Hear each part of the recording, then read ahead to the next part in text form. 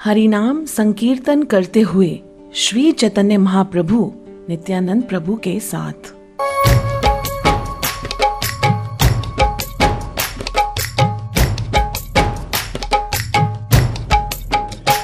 हरिहराय नमः कृष्ण यादवाय नमः, यादवाय माधवाय केशवाय नमः। हरिहराय नमः कृष्ण यादवाय नमः, यादवाय माधवाय केशवाय नमः।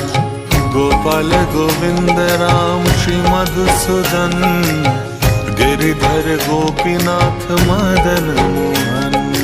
गोपाल गोविंद राम श्री मधुसूदन, गिरिधर गोपीनाथ मदन मोहन। पृथ्वी ते आछो जते नगर आदि ग्राम, सर्वत्र प्रचार हुई मोरा नाम। इस पृथ्वी पर जितने भी नगर और ग्राम हैं, सब जगह मेरे नाम का प्रचार होगा। हे महाप्रभु, आपके इस हरि नाम के संकीर्तन संदेश को समुद्र के उस पार तक कौन पहुंचाएगा?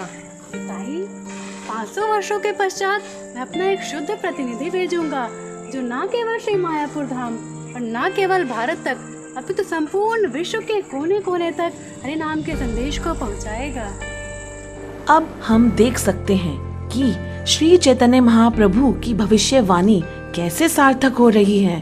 श्रील प्रभुपाद के पिता श्री गौर मोहन डे साधुओं को भोजन कराते हुए।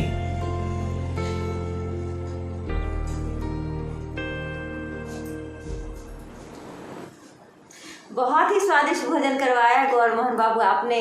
वाह वाह, कितना स्वादिष्ट भोजन, बहुत स्वादिष्ट भोजन।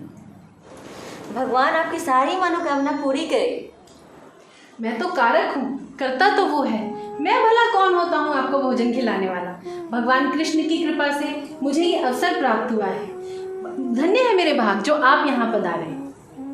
गौर मोहन बाबू, गौर मोहन बाबू। अरे अरे चंदुता, आपकी ये खुशखबरी है। खुशखबरी? हाँ, जरा ब्राह्मणों की सेवा कर ले, फिर चलेंगे। ठीक। क्या हुआ गौर मोहन बाबू, कोई खुशखबरी है क्या? हाँ महाराज, मेरी पत्नी बच्चे को जन्म देने वाली है। अच्छा, तुम्हारा पुत्र कृष्ण भक्त होगा। पुत्र? श्रीला प्रभुपाद का जन्म तथा पंडित द्वारा दिव्य जन्म कुंडली की व्याख्या। ये बिल्कुल ठीक है। ऐसी जन्म कुंडली मैंने आज तक नहीं देखी। मैंने तो क्या, मेरे बाप दादा तक ने नहीं देखी होगी। आश्चर्य, आश्चर्य। ऐसी जन्म कुंडली तो मैं पहली बार देख रहा हूँ। इस बालक के भाग्य में संन्यास है, किंतु ये इस युग का सबसे निराला सन्यासी बनेगा, क्योंकि इसके पास मान सम्मान, धन संपत्ति सब कुछ होगा। परंतु ये कैसे हो सकता है? यही तो मैं समझ नहीं पा रहा हूँ। ये बालक 70 वर्ष की उम्र में 7 समुंदर पार जाएगा और अपने धर्म का प्रचार करेगा। धन्य है ये बालक, धन्य है। एक अथवा 108 मंदिरों का निर्माण करेगा। सुना तुमने पंडित जी ने क्या कहा? हमारा पुत्र अभय धर्म का प्रचार करेगा। ओ कृष्णा, अभय। श्रीला प्रभुपाद जी के पिता श्री गौर मोहन डे एक शुद्ध वैष्णव थे और वह चाहते थे कि उनका पुत्र अभय बड़ा होकर श्रीमती राधा रानी का शुद्ध भक्त बने। श्रीला प्रभुपाद ने 5 वर्ष की आयु में रथ यात्रा निकाली, किंतु बचपन में कुछ ढोंगी साधुओं को देखने के कारण इन तथाकथित साधुओं में प्रभुपाद जी का अविश्वास था। मित्र नरेंद्र के जिद करने पर प्रथम बार श्रीला भक्ति सिद्धांत सरस्वती महाराज से प्रभुपाद की भेंट होती है।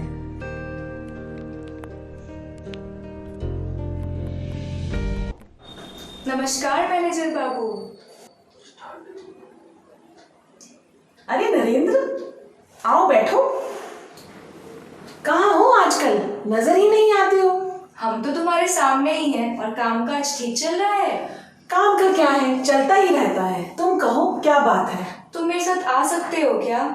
कहाँ? मैं तुम्हें किसी से मिलवाना चाहता हूँ। किनसे?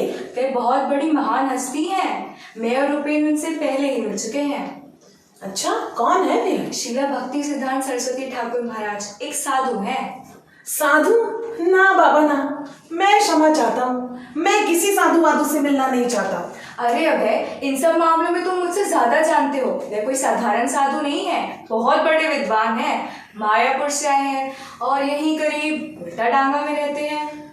लेकिन आज नहीं, आज बहुत काम है, फिर किसी दिन मिलते हैं। अरे कमाल है भाई, तुम इतने धार्मिक होकर भी एक साधु से मिलने के लिए इनकार कर रहे हो। Narendra, I have seen many sadhus in my childhood. I am not interested in them.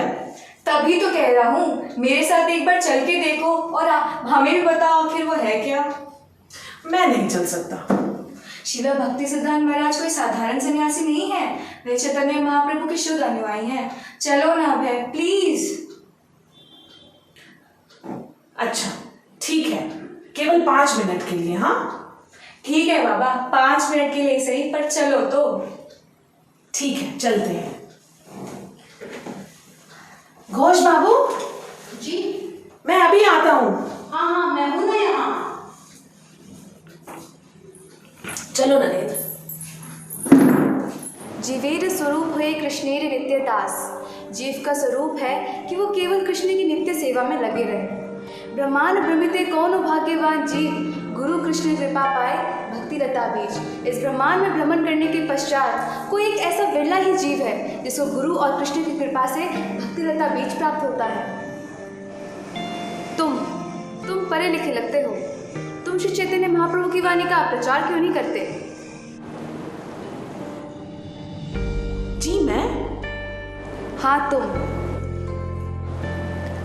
जी मैं क्षमा चाहता हूँ, लेकिन आज के इस वातावरण में हमें सुनेगा कौन? जबकि देश का बच्चा बूढ़ा जवान हर कोई देश को आजाद कराने में लगा है। तुम ठीक कहते हो, देश को आजाद कराना भी एक कर्तव्य है, परंतु ये परम कर्तव्य नहीं। तुम क्या समझते हो, अंग्रेजों से आज़ादी पाकर तुम स्वतंत्र हो जाओगे? राज करने वाले बदल जाएंगे, परंतु राजनीति नहीं बदलेगी। मैं जिस स्वतंत्रता की बात कर रहा हूँ वह इन सभी भौतिक संबंधों से मुक्त है। इस भौतिक जगत में हर चीज़ अस्थायी है, केवल कृष्ण भक्ति ही नित्य सत्य है। कृष्ण भक्ति इतना आवश्यक है कि इसे कोई नहीं रोक सकता। इसलिए तुम जैसे पढ़े लिखे युवकों को ये बात समझना और औरों को समझाना बहुत ही आवश्यक है। अच्छा, अब मैं अपनी कथा यहीं समाप्त करता हूँ। हरे कृष्णा।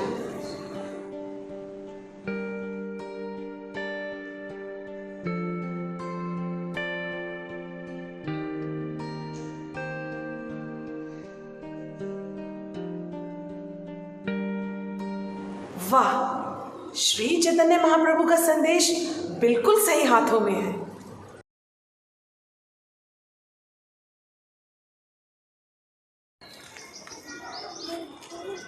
हरे कृष्णा। हरे कृष्णा। अरे अभय बाबू, ब्रजमंडल परिक्रमा में आपका स्वागत है। धन्यवाद। सब कुशल मंगल? सब कृष्ण की कृपा है। चलिए मैं आपको गुरुदेव से मिलवाता हूँ। अच्छा, क्या मैं गुरुदेव से मिल सकता हूँ? हाँ हाँ बिल्कुल।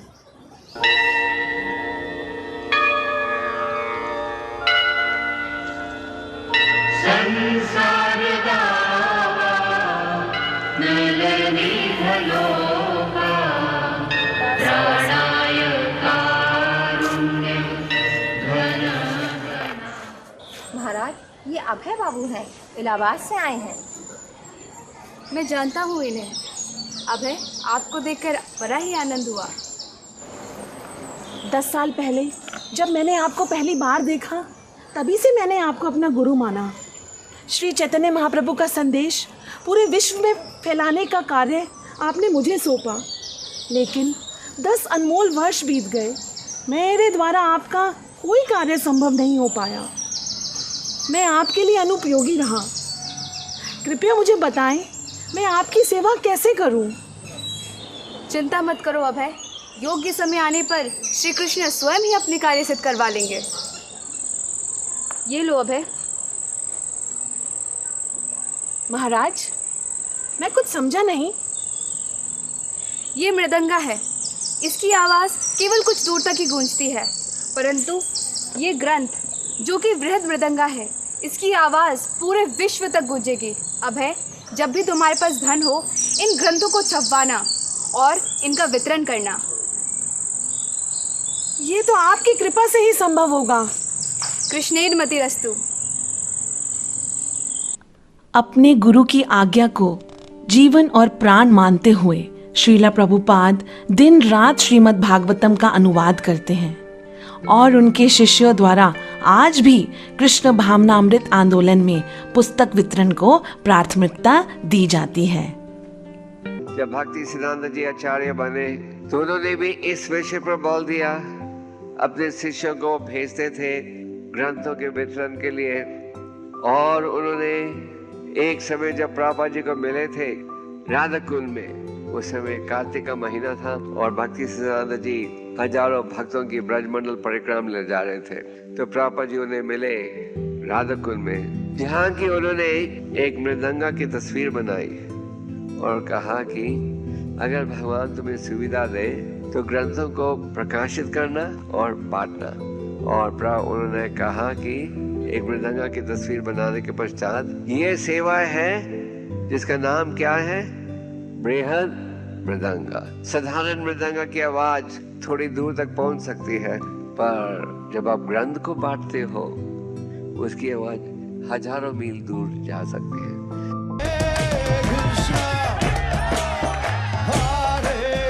Krishna